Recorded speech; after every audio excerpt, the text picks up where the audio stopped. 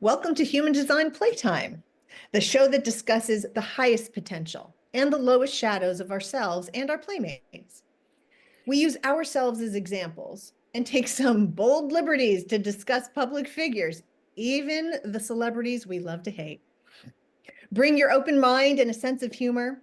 Who knows? We may be talking about you. Welcome to Human Design Playtime. Today we are going to chat about Denzel Washington. He was born in 1954 in upstate New York. He's been nominated for a million awards, and he's won so many of them. He's an incredibly famous actor that so many other actors look up to. He's famous for Training Day and Fences and Mississippi Marsala, among so many other performances. And we are on a roll. The first 5 episodes we produced, we talked about famous generators and builders. And then we segue into some projectors and manifestors. And here we are with another projector. Tammy, do you see anything interesting in his chart that you want to talk about? One of the things that I noticed about in his chart, again, like we've said before, he's got a lot of openness is the first thing. But one of his strengths that 1858, which is judgment, it's actually in his, in his life path, his incarnation cross. So I thought that was kind of interesting. Ooh, yes. I love that. The channel of judgment, the design of insatiability. The gate 18 or the trait 18, wanting to correct things, correcting something that has been spoiled. Because it leads to joy, not because someone is a stick in the mud and wants to go neener, neener, neener. Oh my God, that's wrong. This can be improved. It's because it leads to joy. And some people are hardwired to see what needs to be corrected. Yeah. I have the gate 18. And I have 58. And we work well together. We do. And correcting and tweaking and being joyous. But I also have a client who has this that, maybe sometimes people don't quite understand that judgment piece. It's best when it's invited, not, you see something that is wrong and needs to be corrected and you tell it, you need to have that invitation to share your insight. Yes, because it's a projected channel. Really good point. I'm glad you mentioned that. And that gate 18 has something to do with correcting the current authority. Like the fears come out of the splenic center or the instinctual center, and that's the fear of authority. Doesn't mean we won't say something, but there is a fear. And here's our disclaimer, as always. Is Denzel Washington our client? No, he's not. Do we wish he was? Of course we do. Then we would have his correct birth time. This is the best possible birth time we could come up with. We can't say for certain this is his birth time and this is his chart, but if he was born at this time, this is what his chart looks like. So that's what we're going to talk about. Yeah. And assuming that's true, all these different, the spleen is one of the 3 awareness centers as well. And he has the awareness of what to correct in a pattern. Yeah, and it's connected to the drive and stamina, which is a motor. Yes. And he has 3 channels. He's got he's individual, collective, and does he have tribal? That is tribal. Yes. Yeah. So, or support in the business term. So logical, collective logic, sharing, individual, and support or tribal. And that 3254 is about ambition. That channel I'm not as familiar with. I have a couple clients that have this too, but they're newer clients, so I don't know them beautifully quite yet. But I think that it's like the 32 is the continuity and the 54 is drive, and then Mhm. it creates ambition. But this would be kind of unconscious for him, so he wouldn't necessarily have to do anything. It's just part of who he is. That's a good point. Unconscious. So he doesn't have to think, I'm really ambitious. His body just is. He is. Mhm. I would see it as the body wins. And he has a completely open inspiration center there at the very top. So, he's probably feeling inspired all the time. And sometimes when you have no traits coming off of it, you have all ways of feeling in that center. So all ways of feeling inspired or not. Hmm. And that's also a pressure center there, the inspiration center. It's a pressure to focus and to know what's inspirational. So his gift, his wisdom comes from, when he knows what is inspirational and what is not. And it's not like losing focus and getting sidetracked by, the squirrels that jump out in front of you in life. Right. He might have a little more of a challenge in his earlier years to Mm. stay focused and not chase down all the really cool ideas. Because someone with a completely open head will think, well, that's neat. That's also cool. And they won't know which thing to find value in to chase and to complete. Um, but like all open centers, it's where we have the most pain as we're learning and where we have the capacity to be the most wise in the end because we're flexible. There's no one way in which we will focus, think, find something interesting. We're so open to all of it. Mm. Hmm. Um, that's really cool. I'm glad you brought that up. I see another open center with no little traits, the heart. Hmm. That willpower, yes. And that can be a really tough one. That's there, that smaller little triangle, little white triangle with no lines coming off of it, no traits. Mhm. And he may feel internal pressure to keep up with the Joneses, or, oh, they're doing this, I should be doing this too. Oh, well, if they're doing this degree, well, then I should get that degree.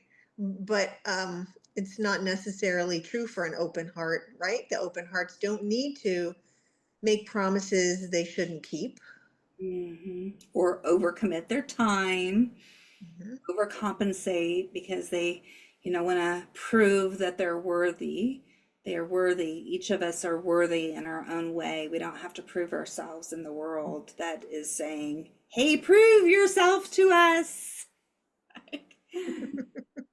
And a lot of those open heart, open ego clients and people, they can be extremely successful because they have this conditioning to prove it, prove their value, prove their worth on a very fundamental level because they don't have it reliable within themselves. And over time, hopefully, they will learn, yeah, okay, you go do your thing.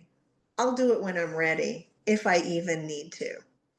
Yeah. And like you said, not overcommitting, not proving. And those are two influential centers. Yeah. So I don't have a completely open willpower, but I have just the 40 coming off of mine. And when I was younger, when I was in my third line phase, definitely, actually, yeah, mostly then, somebody wanting me to prove myself, like I would, and then I would be done in that situation and be like, "Oh, you don't think I can do it? Watch me." And then when I would have the success, I would be really pissed off that they wanted me to prove my worth and they didn't believe in me. And then so then I would be like, "Okay, bye." Now, and do you feel like you are different now? I would say that I'm different now. I definitely don't feel like I have to prove my worth to be worthy anymore.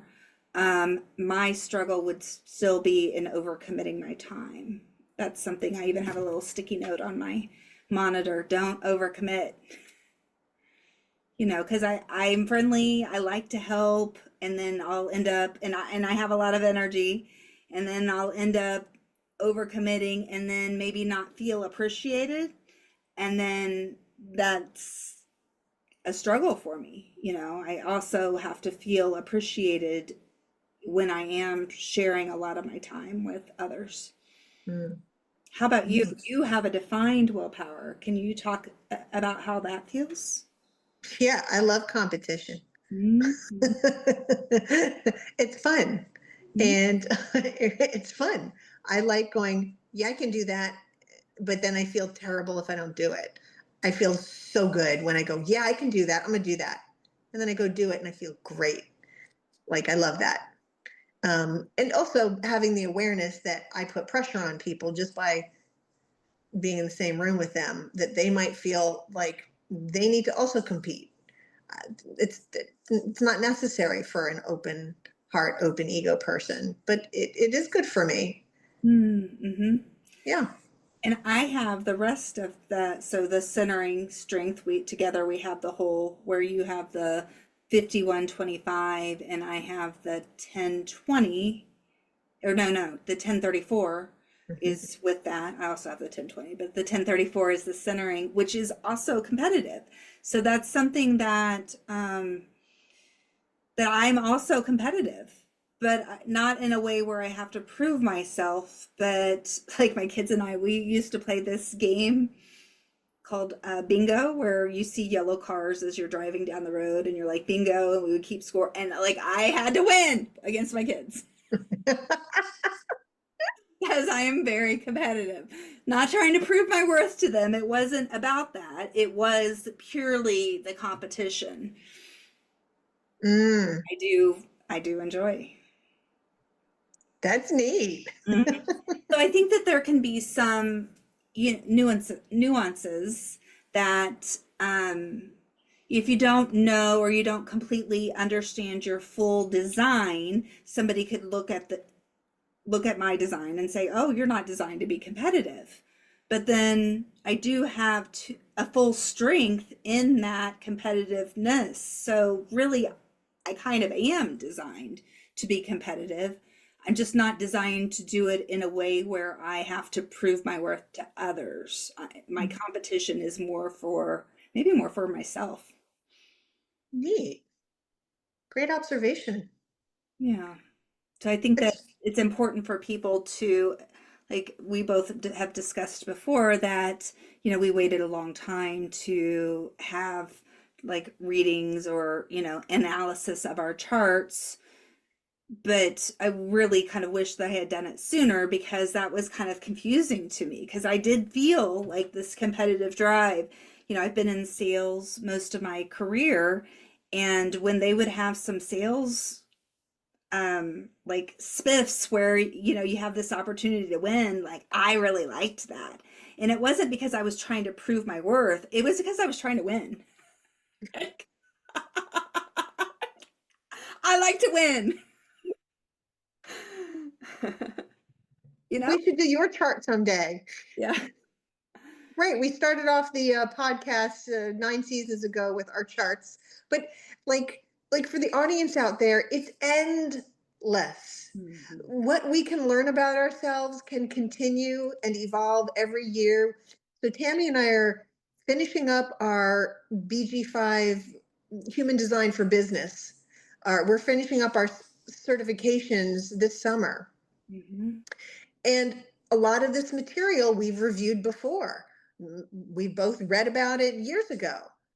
It's just different every time we learn it from a new person in a new way. We're a different person when we hear it again, and it sinks in differently. So, I think about our stories separately. We've tried to learn about it ourselves before we got professional readings. And good or bad, like it's still the information's getting in there. It would have been a lot easier probably, but I think that's just part of my chart and part of your chart of like you know what? I'm going to do it myself. God damn it. Like, I can figure and this out. I figured this out. I'm like, you know what? I'll go get my degree. I'll go get certified to do this. And then part of the certification process is you have to go get a professional. I'm like, yes, of course. Mm, Because and now I just had one recently. It's just so cool. mm, Um, and I just met a client yesterday, and we met for hour and a half, hour and 45 minutes, something like that. And we not only did her chart, but we looked at some of her family. And originally it was going to be about business, but really she's looking to see about how she fits in the business of a family. And it's very interesting. Family business as well. It's mm, cool. mhm. Yeah. There's so many ways to use it. Yeah, it's a And great tool for sure. yeah. Do you see anything else in Denzel's chart? Yes. What is it? I can't read that small, but it's probably the 2838, that other red Mm, channel, the unconscious channel in the center, that individual pulse channel of it's there or it's not. And when it's not there, it's like melancholy. And as Mike would say, it's you feel melancholy, you might feel depressed, and just tell yourself it's just chemistry. It's going to come and go and come and go. And this channel of struggle, it's the design of stubbornness. And I'm going to read a little bit from the rave cartography from like a couple of years ago. 38, trait 38 is opposition, the fighter. And 28 is the preponderance of the great, the risk taking. And put them together, it becomes a quantum. It's still unconscious. Denzel may or may not be aware of it, but he's designed to go through struggle and come out the other side. mhm.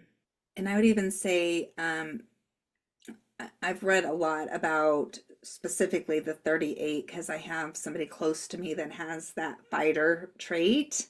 Mhm. It's important for them to struggle for the right things. Like sometimes, maybe in the younger days, it's a fight over everything, and I've even heard people that have that trait say, yeah, I really like a good fight, like a good debate type fight. And it's just important to figure out what you're here to fight for. Not everything has to be a fight. Right. And that fight is to lead to find their purpose. That's the point of the struggle. It's to find their purpose. It's not so much to be argumentative or difficult, it's the struggle to get to their purpose. Mm.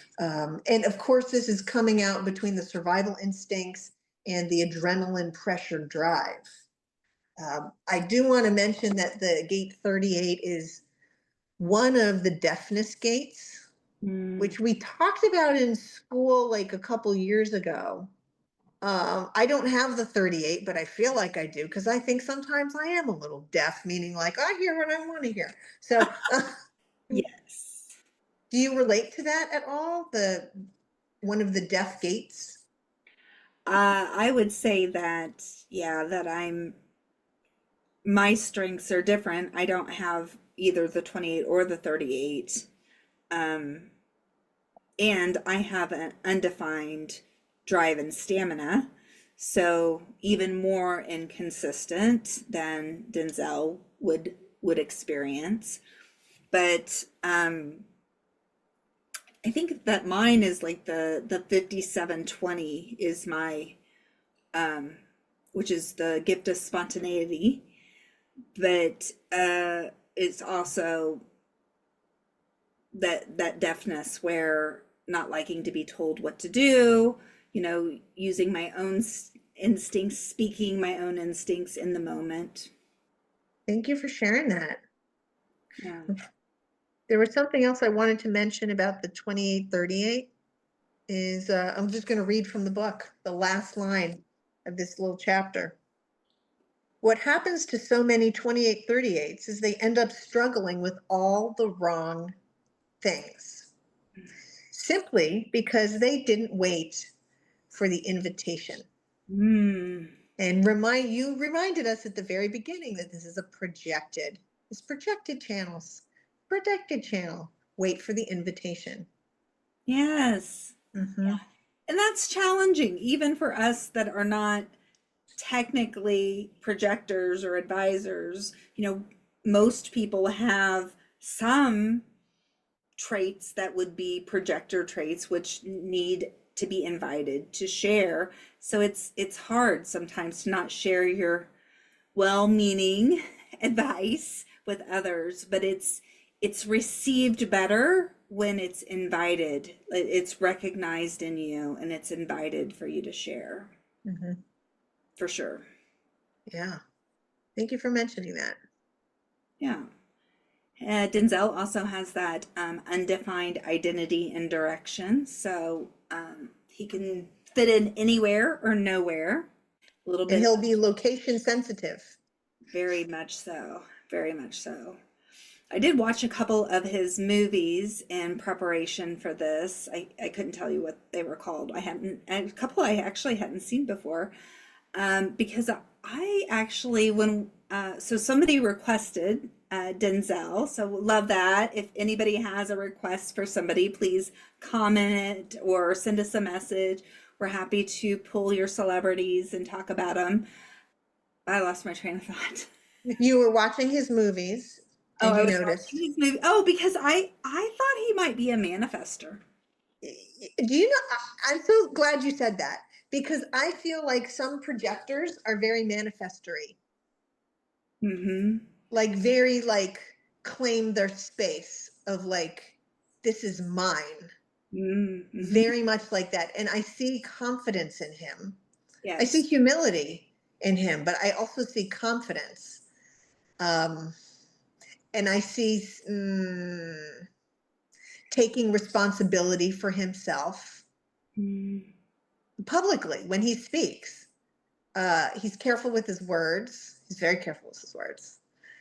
So it's funny you mentioned that. I see some relationships between some project and what are the projectors? Like the projectors are the manifestor replacements. The advisors are the initiated replacements. Goodbye, Janet. Bye bye.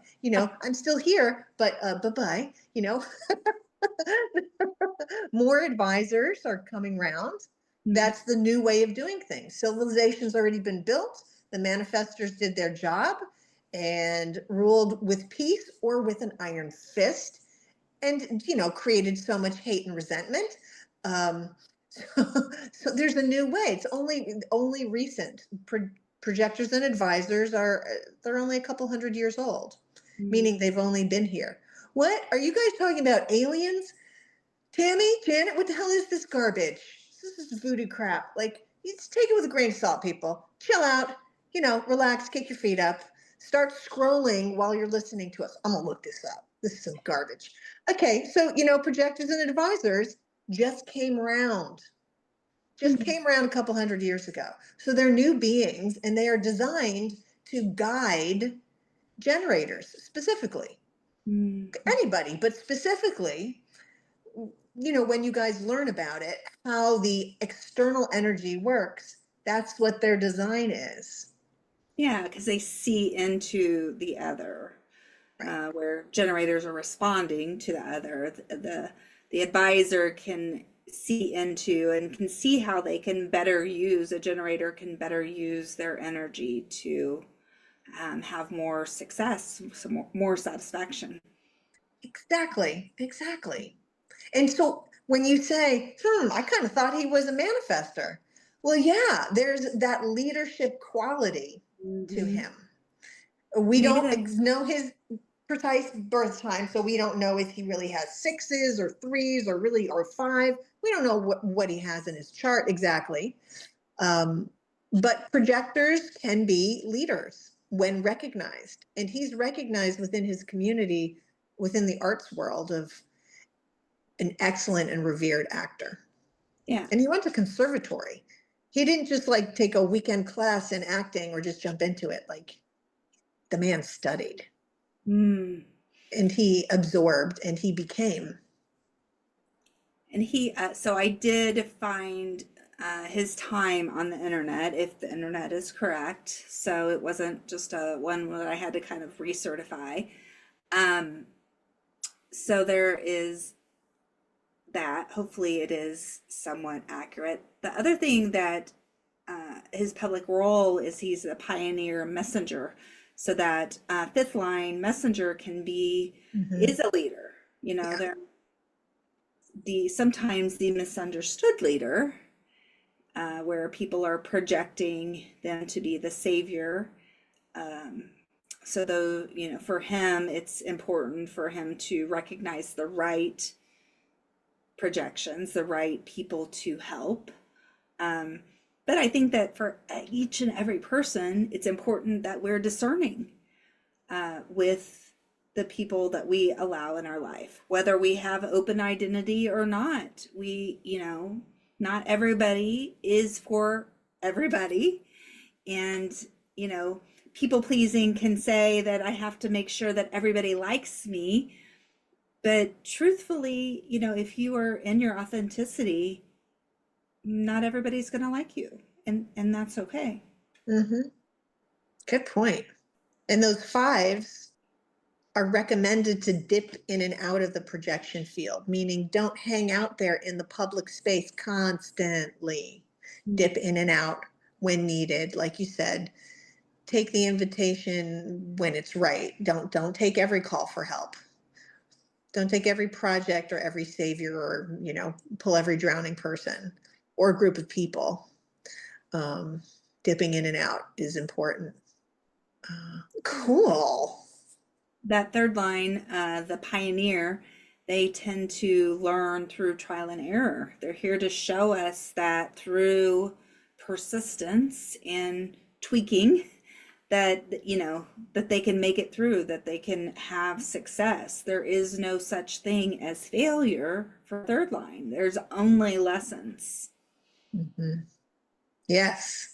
Yes, there are no mistakes. No mistakes. It's just useful information of what to do differently next time. And I know that sounds very like motherly. Oh, honey, it's not a mistake. Oh, it's a beautiful piece of art. Like, it's not that.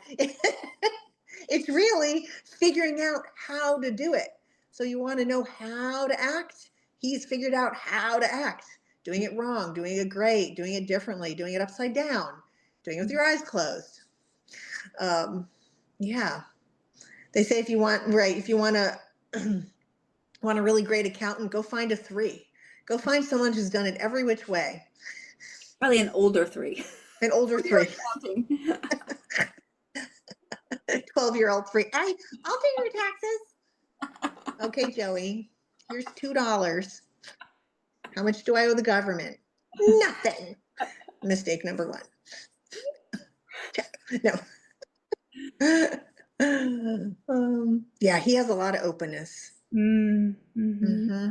But of his two functions or centers, he's 100% defined, going from instinct to root. That's fascinating. It is fascinating. He's got a very cool design for sure. Yeah, Yeah. yeah. Well, this was fun.